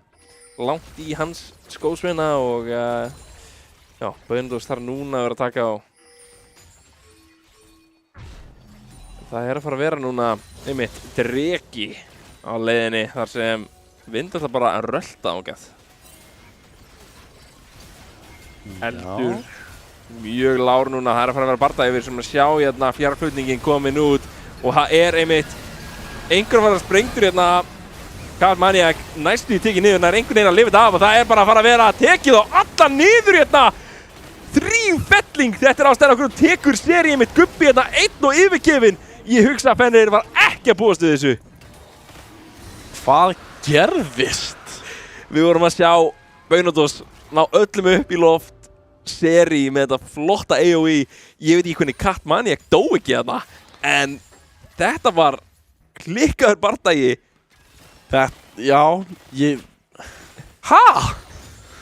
Þeir standa hana allir saman í drekapittinu og lenda bara allir í öllu sem að Viski hefur upp á að bjóða og það ekki það sem þú vilt af því að Siggin, íslenska hetja, Mjauki, Böndos, þeir eru allir með eitthvað svona EOI sem að gera mikið skaða og heldur í loftinu og meira til hann. Þeir hefðu þurft að vera með meira splitt, taka hans lengri tími í þetta og leyfa varisnum að taka yfir þetta. Svolítið erfitt þeir allir í einmitt drekapittinu og eru bara í einhverju flöskuháls og það kannski bara fyrstu mistökin. Það staðsendingin á liðinu en sjáum núna skellrunni vera að tekna hjá Viski. Við erum samt að sjá að Fenrir vill reyna að berjast fyrir þetta. Fjarflutningur að koma frá Sigavaf 2 við mættir á svæðið. Megana samt komið inn, kemur nær Böndos. Já, það sem maður sem vill ná, hann nú skriðdrekinn liðinu, núna Dressonin að reyna að taka niður Mjauki sem orðið mjög lár en hann einhvern ennþá lifandi. Böndos að fara að tekja niður og Mjauki við sjáum hérna að lokum 2 fyrir 1 og Fenrir vinnur þennan bardaga. Sko, það að vélstjórinn hitti últinu á Mjáki í þessum bardaga var bæði fáralegt og ástæðan af hverju þeir unnu bardagan. Mjáki fekk ekki að gera neitt. Hann er maðurinn sem er að fara að gera allan þennan skaða eins og er. Siggi var 2 alveg að ná skaðanum upp með þessum vopnum en eins og er Mjáki. Vélstjóri tekin af í skveitinni. Já, stígur aðeins og er aðeins og lengi einn hafna í miðju akrein eftir bardaga. Kemur hestur og hleypur yfir hann. Já, þetta er nú þekkt vandamál. Býttu nú við. Það er einhver að fjárflýta sér beint inn í þetta en þeir ákveða að fara úr og það er vind ennþá í mega. Já, hann kemur að loksins úr því og með hennar stóra skjöld svo ekki... Það er kannski bara góð hugmynd að baka frá þessu fjárflýting. Ekki mjög gáðulegt allavega að... Já, berjast við hann eins og er. Þurfa að bíða eftir einhverjum stórum, flottum bardaga eins og þeir gerðu þarna í Dreka-holunni. Já. Sjáum að það er eiginlega vantar pínu pening finnst mér í skóamannastöðuna. Þeir eru báðir á, bara rétt rúmlega ættimi á skóm. Flestir aðrir svona byrjar að byggja sig að sínu öðru vopni almennilega. Ættum að sjá annað vopni á akkurat koma í gegn fyrir vélstjóra víum á þessum Varus. Mjáki löngu búið með annað vopnið sitt, var með annað vopn fyrir síðasta bardaga. En eins og við töluðum hann bara fekk ekki að spila þann bardaga. Bara alls ekki og jú, hann er núna að fara tilbaka. Vélstjórinn ætlar að reyna kannski að stoppa þetta. Nei, hann ætlar að leifa þetta. Já. Kastaði þessu aðeins og seint. Hann var ekki ákveðinn hvort hann ætlaði að leifa þessu eða ekki. Kannski hann hættir að vera sprengdur. Já. Siggi Vottur berist við Gubba. Kappmannek er mættur. Gætu þið reynt að ná honum? Er spurningin, Gubbi er svolítið smeykur að labba upp að þessum skósinum. En hann, ég held að hann longar. Já, hann fær þá í heimsókn núna. Þannig að hann þarf ekki að stíga langt upp. Í raun stígur bara tilbaka undir turnin. Fær þetta til sín. Vind er orðin mjög sterkur hérna. Komið með 2 vopn og level 14. Ég held að svona, sem betur fer fyrir Viski er hann að spila Nar en ekki eitthvað sem að er kannski svona þekkt sem 1v9 eins og Ambessa eða Cassandra eða eitthvað slíkt. Og núna þarf Viski kannski að svara skellrúnunni hérna. Við erum að sjá fjárplöningin koma frá Baunadós en þessi turn er að fara næstu sprengtur upp bara í einni lotu. Þeir ná að halda honum á lífi einhvern veginn. Með 1 líf eftir. Það er Loftur núna mættur í Drekahóluna. Vindið samt með mega núna, ef að Viski býður það út þá gæti verið að þeir geti komið sér aftur inn. Siggin er að hreinsa skósvinnuðu miðunni, þeir eru ekki byrjaðir á dreganum. Hann er að hlaupa, gerir ekki neitt úr því samt, en það er að fara að vera núna Drekabardagi hérna. Það er svo langt í mega hjá Vind. Ef það er einhvern tíðan til að taka þetta þá er það núna og Viski er að spila tíman mjög vel. Vind getur byrjað að byggja aftur upp núna. Já, er að fara að gera það mjög fljótt líka. Næstu komin í megagnar. Það er að fara að koma hérna að risa fyrir hérna á allt liði hjá Fenrir. Það er að fara að teki hérna, það er við Dresson sem nær að taka Drekan. Mjáki að gera risa skaði hérna á allt liði, er lifandi. Baunadós að taka meiri hlutin af skaðanum hérna hjá liðinu. Mjáki leiftar sér inn en það er ekki njó. Vélstjórinn, hann er lifandi. Á lokum er hann tekin en það er Fenrir sem gjörsamlega unnu þennan bardaga. Það er útrýming á Viski og Drekinn í vasann hjá Fenrir. Já, þetta var... Ég ætla bara að segja, góðu bardaði hjá eiginlega báðum liðum. Hann vantaði svo lítið upp að hjá Viski. Siggin og Mjáki voru 2 síðustu til að falla. Og það er akkur menni sem er að gera hennar mesta skaða. En á móti, Fenrir í raun fengur bara aðeins svo mikið tíma, sérstaklega velstjórinn. Mér finnst fókusinn hjá Viski ekki alveg vera nógu góður. Velstjórinn að gera langmestan skaðan hann að við sáum það enn og aftur. Og ja, þeir þurfa bara að ná honum niður. Þeir eru með tólinn til að komast ofan á hann. Hugsunin svolítið Miyagi, hann var bara einu kúi eða autótaki frá því að vinna hennar bardaga. Það bara vantaði svo lítið að einmitt leikurinn getur farið á báða vegur eins og Já, þú veist, það er ennþá bara 2000 gullmunur. Þannig að það voða lítið hann á milli þess að liða. Það allan ekki 20.000 kall í vasan hjá Viski, svo það svona smá, Ég held veitu, Vindi hérna ætlar að reyna að taka niður Sigga af 2 en þar að leiftur í burta sem íslenska heitan mættur. Thumbs up hérna, þumallin upp. Og verður ekki meira úr því. Nei, ekki nema kjötið leitar að einhverju en hann, Vélstjóri, sprengtur mitt, þarna Kamani og Miyagi finnan, einn og yfirgefinn, kjötið einhvers staðar á flakki. Og þá deyr vélstjórinn. Líðan eins og þetta gerist aðeins svo oft. Þetta annað skiptið í þessum leik. Dreson og íslenska hitt og finna hvern annan Vind. Þarf að koma sér inn í þetta. Þannig kemur einmitt mjög flott últ hjá ráðum og það að fara að vera svolítið mikið skaði hérna. Dreson sprengtur upp af Miyagi. Ísra hitjan á lífi enda og Miyagi að gera svo mikið skaða hérna. Vindur heldur sér á lífi í smástund en þetta þrífelling fyrir Miyagi.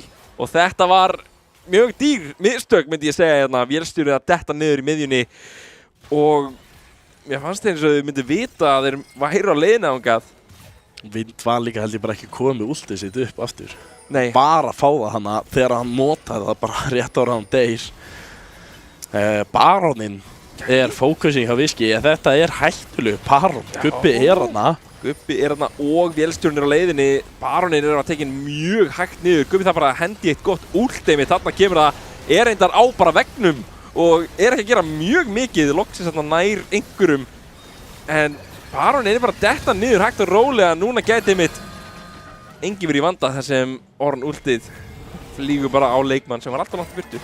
Vélstjórinn hleypur í áttina öllum í liðinu hérna. Og nær að últa Baunadós. Vind hoppar hérna yfir. Þeir að leita einhverju. Dreson kominn yfir vegginn og Baunadós tekið niður en núna þeir aftur í flöskuháls og Miyagi byrjað að reyna að gera ykkur skaða hérna samt ekki með mikið af aðstoð frá liðinu sínu samt að gera svo mikið hann hann samt últaður inn í vegg og tekið niður og það shutdown á Dreson. Mjög gott svar. Já, mjög vel spilað hjá Viski, náðu þessum bardaðastöðu þurftu, tóku Baróninn en voru aðeins svo lengi að koma sér aftur út vélstjórvíum. Vel gert, stígu bara hana upp. Ég bjóst alveg við því að Siggi myndi bara snúa við og íta á R og hann væri bara farinn en ég held að hann hefur kannski ekki verið með hann. Þetta ég bara get ekki sagt hver að fara að vinna þennan leik. Þeir eru ennþá með allan á 2 barana uppi og ætti að geta spilað með því Viski en það eru Fenrir sem að banka turnana núna. Mitt og mjög gott hjá Fenrir. Svarið sér svona þrátt fyrir að missa Baróninn en við þurfum að halda þessu svolítið áfram þessu tempo og finna einhverja af þessum leikmönnum hérna. Kjötið tekið niður, nær að nota skjöldið sinn, að fara að últa sér í burtu, gæti verið svolítið vont. Kamani mjög lár, þarf að leiftra sér í burtu, Gubbi nær hún samt og Vind núna komin með Megagnarinn, leiftra sér í áttina að þeim og hann kemur risa últ frá Baunadós, Siggi vaftinn, nær að taka niður vélstjóran bara strax og þá þurfa þeir að hörfa.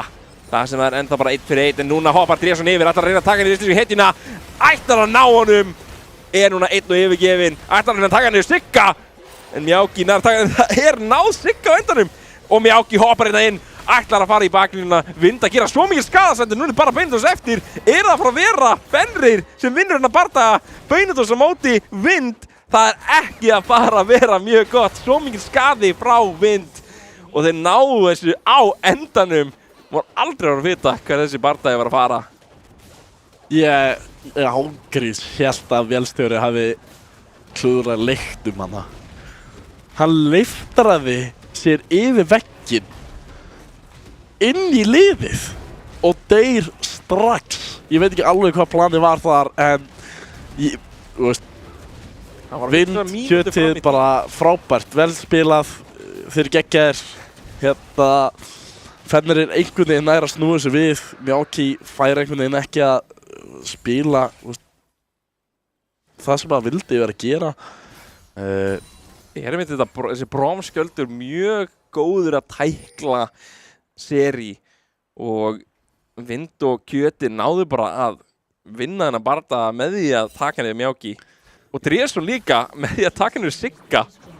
Ég reynir kemur samt mjög óvart að það var íslenska hetjan sem að fekk fyrstu uppfærslu frá Baunadós.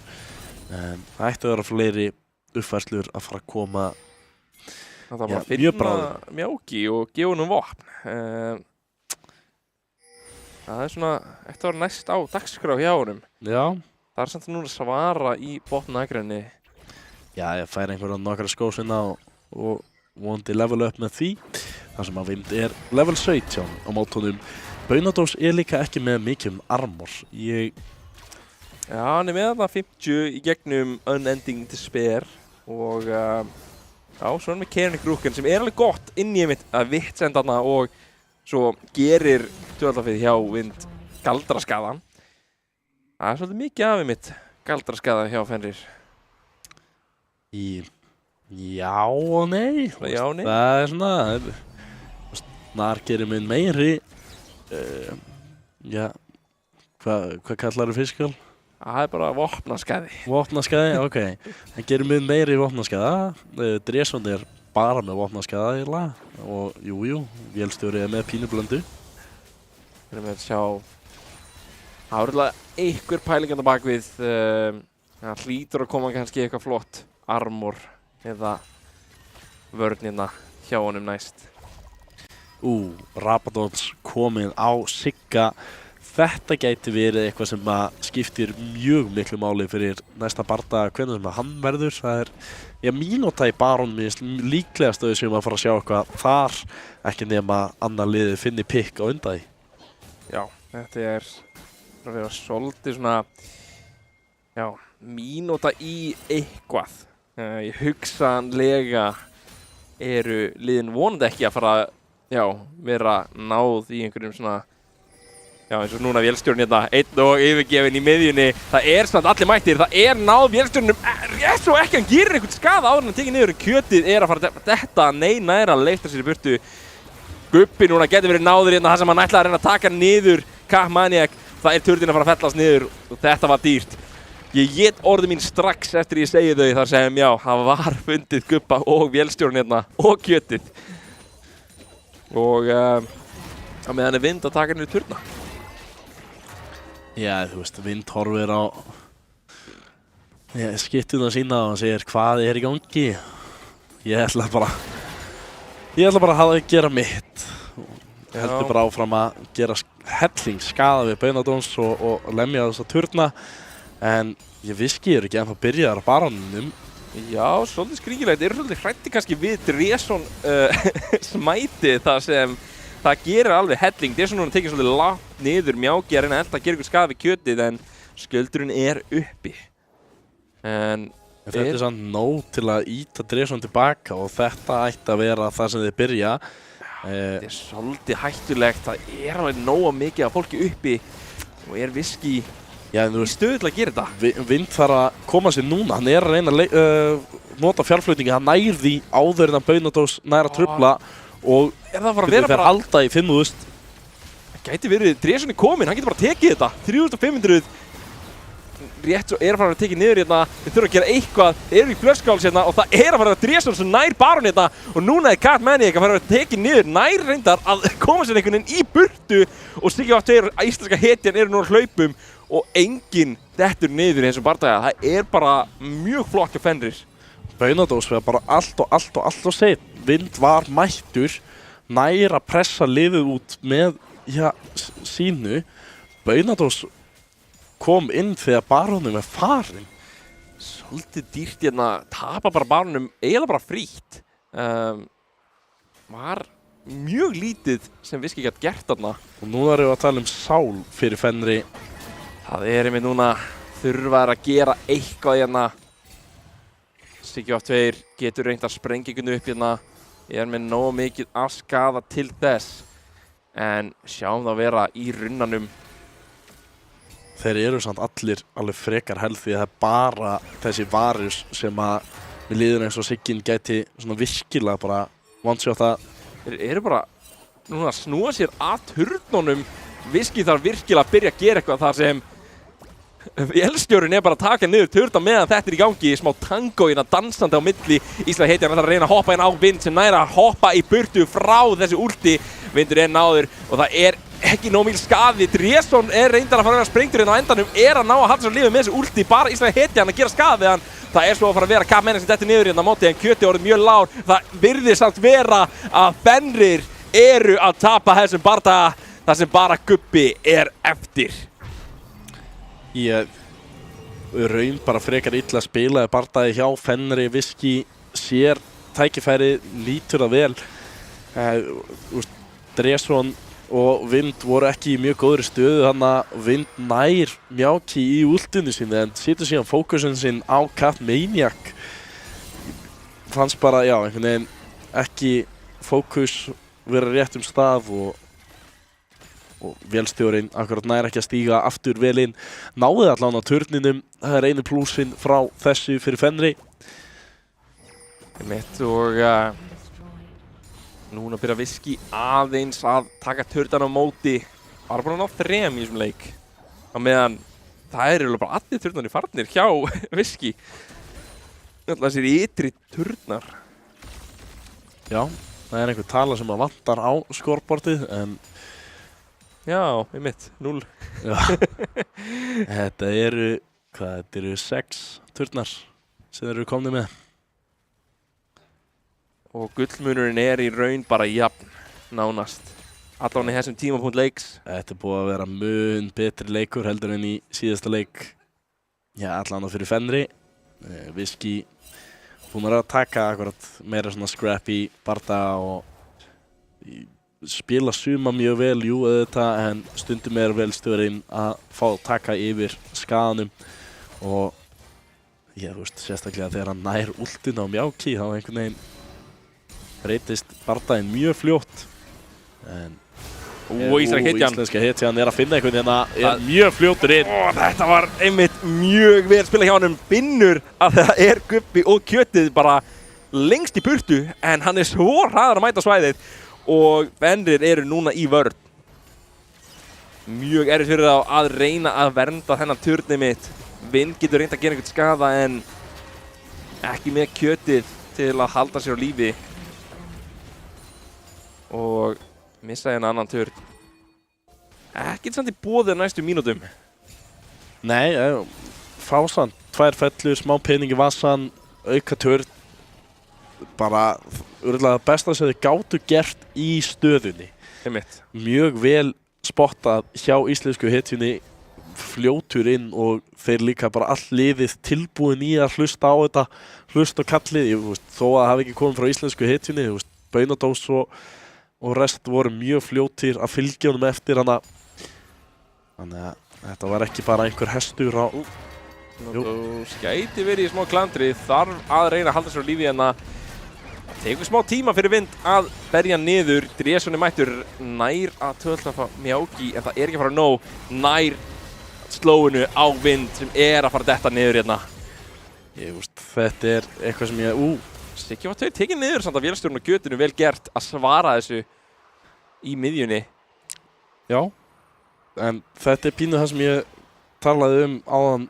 Vind búinn að sækja kannski aðeins svo mikið af fellum. Ég reyndi að talaði bara það almennt Fenrir en það hefur nú almennt verið Vind sem svona leiðandi maðurinn í því að vera að sækja of djúpt og annarkvort einn eða þá með bara einum öðrum. Íslenska hetjan komin á það stað í leiknum, hann bara hlaupandi í áttina að liðinu hjá Fenrir. Orðin mjög hraður, bara komin á Dresson, Mjáki og K-menni komni bara yfir vegginn og Dresson mjög lág, vélstjórinn hérna að reyna að gera eitthvað skaðinn á móti en K-menni finnur Kjötið og Gubba Fitness. Ísland heitir sem tekið niður af Gubba, svo mikið skaðinn á móti og það gæti verið að Viski núna að reyna að hlaupa í burtu. Últið frá Beinadós reynir hérna að ná einmitt vélstjórunum upp í loft. Mjáki samt kannski í smá klandri þar sem hann að fara að teki niður hérna. Það notað engilinn sem þýðir hann lifandi í bili. Vindur mættur á svæðið. Beinadós gera helling, tvífelling næstu í þrífelling. Mjáki Kamenning núna þurfa að hörfa þar sem Vindur að gera svo mikið skaða, hann ekki með últið. Mjáki hoppar við vegginn og Kapmaniak leifturinn. Þeir að fara að komast í burtu. Siggi mættur og það gæti verið þeir ná að lifa þetta af með flottri orðun hérna frá Vind. Það vantaði pixel í það að Mjáki hefði farið í vegginana og klálega dáið, en Narúlti næra ekki alveg út í hornið og hann næra að hoppa strax yfir vegginn sem að leiðir að því að hann lifir þetta af. Mikið af partum fram og tilbaka. Held að Viski hafa nú átt betur í þessu og nú á leiðinni að bara nummer 2. Vélstjórinn ennþá ekki búin að lifna við sem þýðir að þeir með alveg góðan sénsina, en á móti sálin að koma upp hinum veginn á kortinu og Viski þarf virkilega að pæla í því hvort þeir vilja gefa þeim sálina. Vilja það klálega ekki og að færa sig núna. Beinadós samt mjög seinna inn, ákveður að taka fjárflutningin. Ísland heitir komin inn í baklínuna, Vindur samt þarna. Ísland heitir fer bara beinustu leið á vélstjóra víum, að reyna að taka niður hérna einn á móti einum og það að fara að vera Spring Kapmaniak sem svona aðal engage hérna. Dresson í baklínunni að fara að sprengtur upp af Mjáki og Siggi af 2.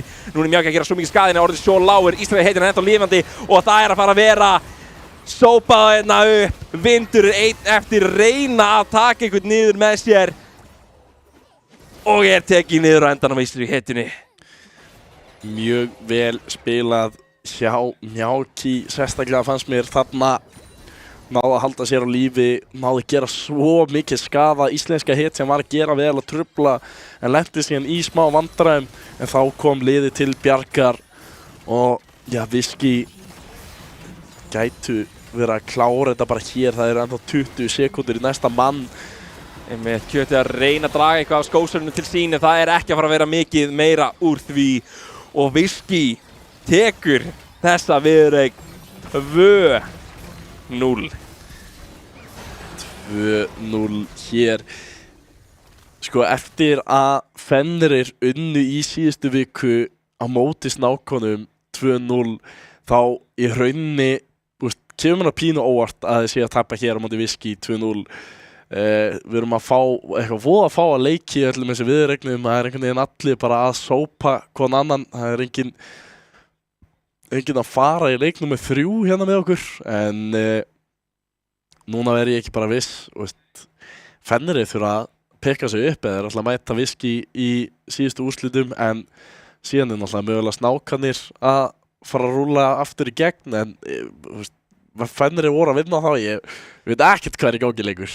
Nei, þetta mjög furðulegt þar sem fyrsti leikurinn, það var í raun bara eins og að horfa á fyrsta sæti á móti 8. sæti, en þetta var bara mjög jafn seinni leikur. Svo Fenrir alveg með það í sér, þeir voru bara ekki með góðan fyrsta leik. Hefðu þeir spilað svona í fyrsta leiknum, þá hefði það kannski orðið 3 leikir, en þetta var svolítið erfitt fyrir þá bara. Já, algjörlega virkilega vel spila hjá Viski í gegnum allt. Þessi pick sem að íslenska hetjan og líka þessi botnakrein hjá Viski voru að finna. Við sáum það bæði, vélstjóri dó einn bæði á móti botnakreinni og líka bara á móti íslensku hetjunni. Þannig að það eitthvað sem að þetta lið klálega að finna. Það eru þessi picks á móti þeim og þau alltaf einhvern veginn tilbúnir að bara smetli sér í gang, fara inn. Ef þeir virkilega trúa á eitthvað pick, þá eru þeir allir mættir og þau spiluðu bara frábærlega sem lið í þessum leik. Sáum það að Beinadós lenti aðeins á eftir Vind, en Vind var að spila á nar. Þetta ekki þessi hætta sem að kannski hann Bessa og svona annað og síðan styrkir hann alltaf bara liðið sitt og spilaði frábærlega líka í þessu liðspartum. Var ótrúlega flott út og ein mistök þar sem að var allt og sinn í barónin, en fyrir utan það þá bara mjög flott. Ég vil líka tala eins og Kapmaniak þessi rakan hjá honum var mjög flottur, hann var að elta einmitt íslensku hetjuna og náði að setja mjög góð plays, náði einmitt í eitt af seinustu bardögunum að fara á baklínuna sem var eiginlega ekkert í sjón þeirra. Þeir voru svolítið að taka niður Drésson og eitthvað, svo finnur kappmenn einhver heldur þeim í burtu frá liðinu sinni í einhver tíma. Það var bara mjög vel spilað hjá öllum, en spurningin MVP, leiks og viðureignar. Sko, ég eiginlega á því að gefa Mjáki MVP leiks annarkvort hann eða kappmenni. Við fannst þeir akkurat spila rosa vel saman. Mjáki bara náði að halda sig svo ótrúlega oft lengi lifandi. Kappmenni ekki samt, það hann lifði af í dragapinnum, það sem þú varst að nefna, pikkinn sem að hann var að finna með liðinu sínu, hann var alltaf líka eins og segir tilbúin að elta hekkarum inn og ég er á milli þeirra tveggja, þú kannski kallar annað þeirra upp fyrir mig. Já, ég verð samt að segja sko að Mjáki, hann er alltaf skyttan, það er svolítið erfitt að velja á milli aðstofmanns og skyttu, en ég vil ekki gefa honum að hann var að spila svo vel, halda sér lífi svo lengi og bara alveg æðislegt. En fyrir viðregnina er það ekki kannski hetjan? Jú, viðregnin er það íslenska hetjan. Við sáum það þó að pínu hægar af stað í þessum leik og náði ekki að stýra þessum drekum eins og hann gerði í fyrir leiknum. Þá akkurat, hann lefði ekki Drésson að taka sálina, pínu slæmt kól hann í kringu baróninn, en fyrir utan það var þetta vel stýrt og ég hef eiginlega fulla trú á því að það er leikmaðurinn sem er að pínu að kalla það sem að þetta liði er að gera. Maður er að sjá allt aðrar hreyfingar hjá þessu liði eftir að íslenska hetjan bættist við. Og hann átti frábæran leik 2 þó hann var ekki jafn flottur og leikur 1, en ég vil gefa honum það. Já, það er held ég bara gott val, en þá segjum við þetta bara hér í kvöld. Endilega koma næsta mánudag þar sem við förum í neðri undanúrslit.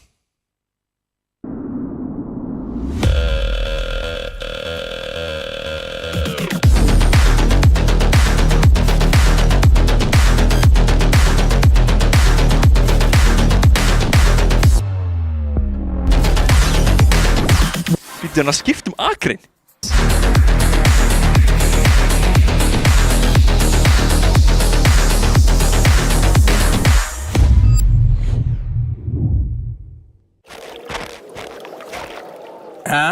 Býtur ekki á? Nei, ekkert. Fiskur leiðið sjálfsagt mikið mér. Ég held þú þurfir Red Bull. Orkudrykkin. Ég þarf ekki Red Bull til að veiða. Ekki fyrir þig, fyrir þá. Fyrir fiskana? Býtur, fylgstu með. Red Bull veitir vængi. Ekki slæmt, en ekki svo gott heldur.